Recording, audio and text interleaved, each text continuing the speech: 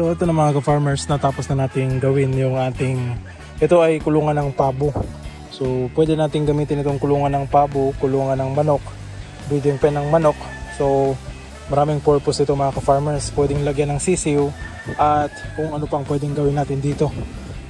So yan mga ka-farmers, mamaya ilalagyan na natin ito ng pabo. So ito, pipinturahan natin dahil wala pang pintura. So ang ginamit ko dito mga ka-farmers ay itong bakal na 10mm. Tapos dito sa pinto, ito meron tayong recycle na matting. So ito yung ginagamit natin dito o ginamit natin dito sa paglagay ng pinto. So ang purpose din nito mga ka-farmers ay para meron tayong sabitan ng pagkain. Kasi kung screen ang ilalagay natin, mahirapan tayong magsabit dito ng patukaan. So sa ganitong pamamaraan, hindi na tayo papasok dito doon sa loob para magbigay ng tubig o tsaka patuka. So dito na lang natin ilalagay. So yan, kahit 3 feeder pwede dito, 4 pwede nga.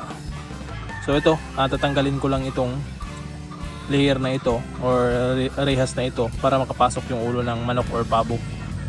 So ayan, tsaka matibay na yan mga ka-farmers dahil bakal ito.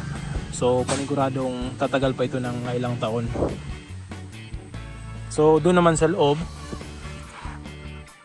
ay tsaka pala, so ang design na ginawa ko mga ka-farmers ay pag ganito, hindi square yung sa taas nito dahil isa sa mga purpose natin para kapag umuulan hindi matitipon yung tubig sa taas dahil kugulong sa gilid yung mga tubig kapag ang lalagay ko lang dito na bubong is trapal.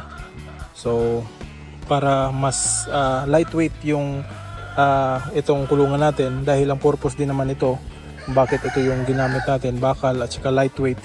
So magaan lang ito mga ka-farmers para din matransfer natin kung saan natin ilalagay. So kung maraming damo ita-transfer natin, parang ano lang mga ka-farmers, mobile coop. So yan yung design dito or purpose natin kung bakit ganito yung itsura or purma. So yan, para hindi yung ulan dadaloy lang sa gilid in case na uulan. Alright, dito naman sa loob, yan. So dito maglalagay tayo ng dapuan nila. Lalagay ako ng kahoy dyan, dapuan. Tapos dito maglalagay ako ng paitlugan nila. So hindi ko muna ilalagay yung paitlugan mga ka-farmers dahil para masana yung manok natin or yung pabo natin na dadapo dito sa dapuan. So maglalagay ako ng isang dapuan so, para masanay sila dyan.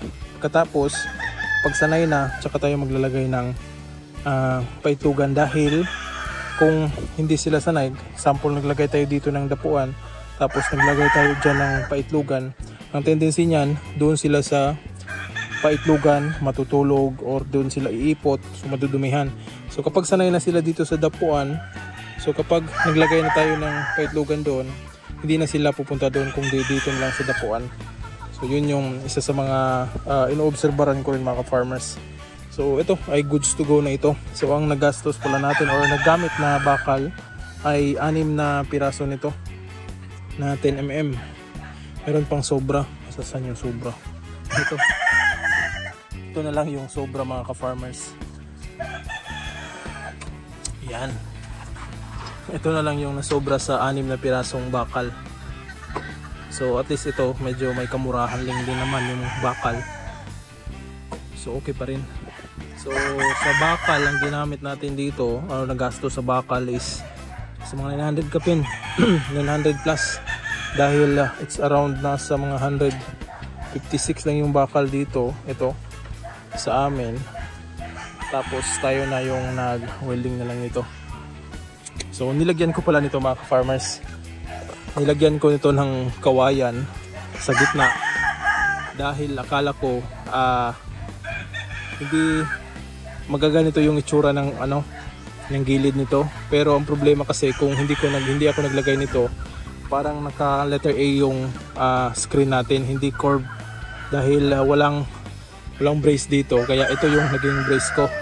So wala na tayong kabilya, ito na lang yung i-modify natin, yung kawayan na lang. So tibay naman mga ka-farmers.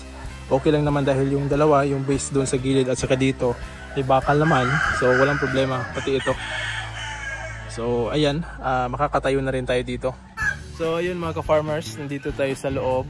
So tamang tama o saktong-sakto lang sa height natin yung dito sa loob, or kung papasok man tayo, duduko o yuyuko lang tayo ng konti, pero at least hindi tayo yuyuko na sobra. So yan din ang isa sa mga purpose natin kapag papasok tayo dito, hindi na tayo masyadong yuyuko. So tamang tama lang yung height dito sa ating ginawang kulungan or breeding pen. Alright, so ito mga ka-farmers, lalagyan ko ito ng patukaan, tapos dapuan, tapos yung trapal dito sa taas. Meron tayong pwedeng magamit na recycle doon na trapal, yun na lang yung gamitin natin, at saka ilalagay na natin yung mga pabo dito. So sayang kasi mga ka-farmers, palaging nangingitlog yung pabo natin, halos everyday sila nangingitlog. Tapos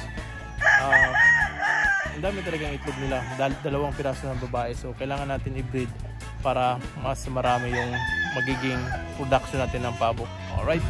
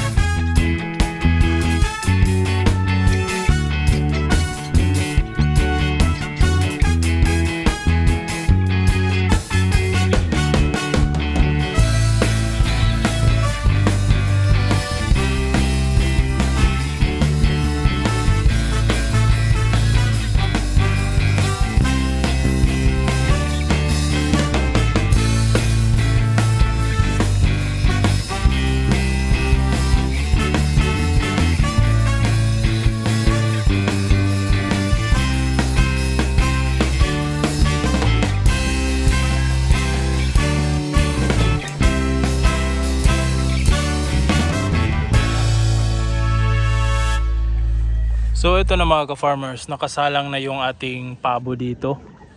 Yan.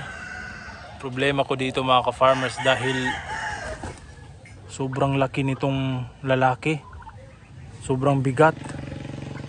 So siguro mas mabigat pa dyan sa 2 babae na yan. So yun ang aking pinag-isipan, dahil kapag ito ay nakasampa doon, sobrang bigat nito. Siguro nasa mga 6 kilos yata to, 7. Akala ko magaan lang, sobrang bigat lang pala.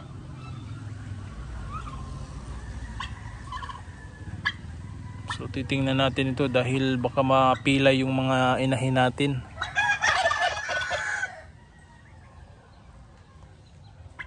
So yan o, kumakain agad ng damo. So yun mga ka-farmers, hanggang dito na lang, na set up na natin. So obserbaran pa na natin dito sa bagong kulungan nila. So bukas maglalagay tayo ng shade dyan dahil mainit. So kailangan ng shade. Hanggang dito na lang mga ka-farmers, hanggang sa susunod. See you in my next vlog at Farming.